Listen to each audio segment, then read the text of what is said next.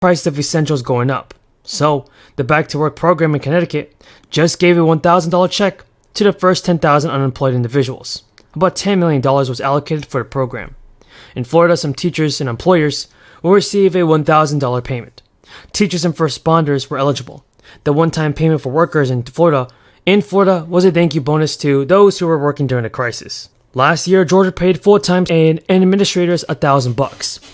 Part-time teachers received $500. Approximately 230,000 K through 12 teachers and staff were eligible for the payment. The city of Chicago will also be giving $500 to 5,000 low-income families as part of its guaranteed basic income pilot program. The payments are expected to begin this year.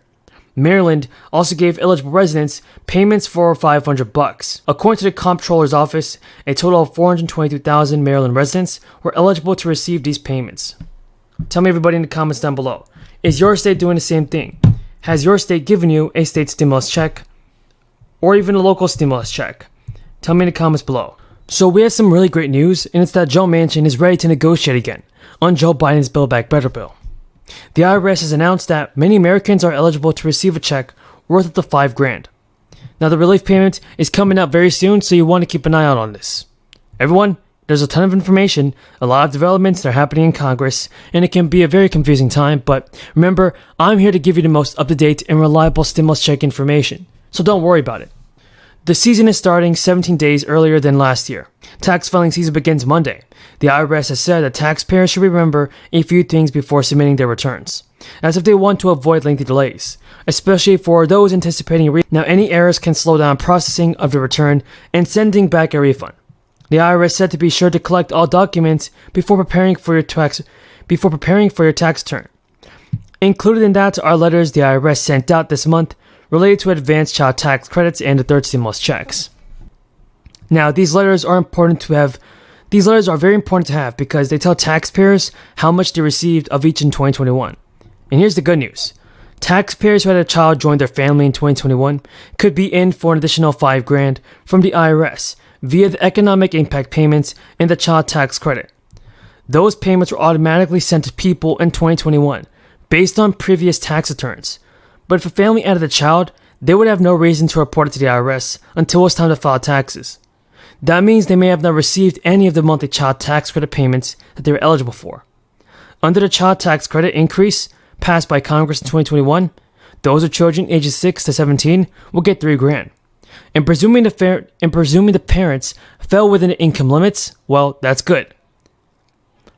Because that's $1,400 from the economic impact payment, which must be claimed as a recovery rebate credit during your tax seasons. Now, this is really great news for many of you because this means more stimulus checks are coming. I know many of you are also wondering about whether you're receiving the maximum benefits from Social Security. Well, the maximum amount of money you can get from Social Security payments just depends on many factors. In 2022, the maximum is around $3,200 a month for someone filing for full age retirement at age 66, but around $4,100 is the highest benefit in absolute terms for those who qualify and delay applying until age 70. So to be entitled to Social Security, you first need 40 work credits or about 10 years of work. Thank you again for your support, everybody. If you have any questions about this, just tell me in the comments down below. Until next time, have a great day. Thank you so much. Mr. President, so we're going to...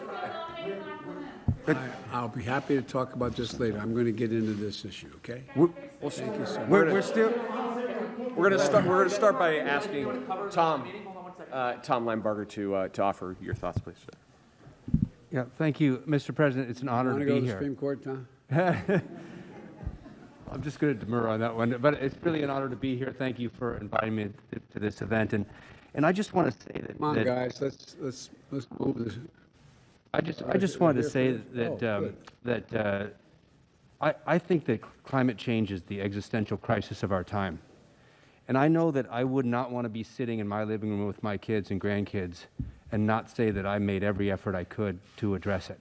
And working at a company like Cummins, which has been an innovator for a long time, I think we can make a big investment and a big effort to address climate change in some of the toughest to abate sections in the economy, trucks, construction equipment, and things like that. And that includes batteries, hydrogen fuel cells, and other important technologies. And we are investing significantly in those. But we can't do it alone. The truth is we need investments. Tax credits in the Build Back Better Act for hydrogen and clean trucks will play a big role in getting all of us to invest in infrastructure and other things that we need to get this going. And I just want to say that I think we're out of time.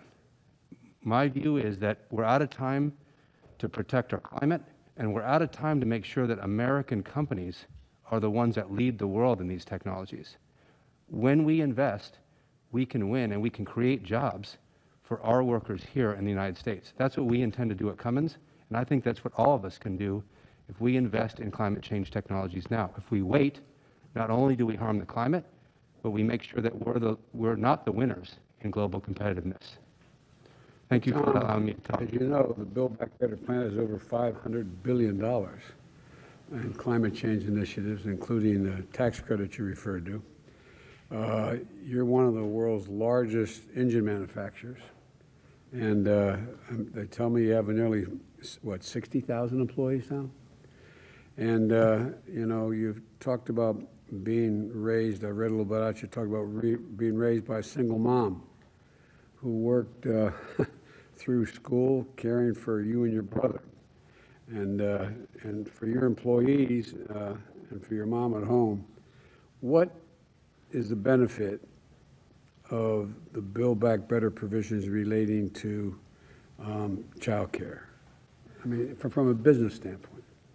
Mr. President, I would just say that my mom would be incredibly honored to even be in the conversation at this table. Thank you for bringing her up. Hey, let me tell you something.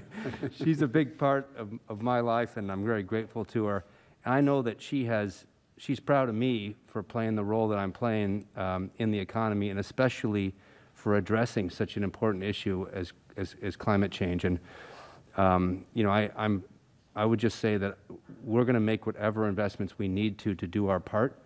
And I really appreciate the efforts of this administration to put the climate first in this Build Back Better Act. And I hope that our leaders can see the future and the importance of the future and the investments that need to be made to make sure climate change is addressed. Well, Tom, on the part of the program that's referred to as the social spending, what, if there is, if you think there is, what from a business standpoint does the child care, the being able to have the child care tax credit, so you're going to have, instead of paying 14 grand, for example, if you live in New York or wherever, paying half of that, what does that do from a business perspective for you?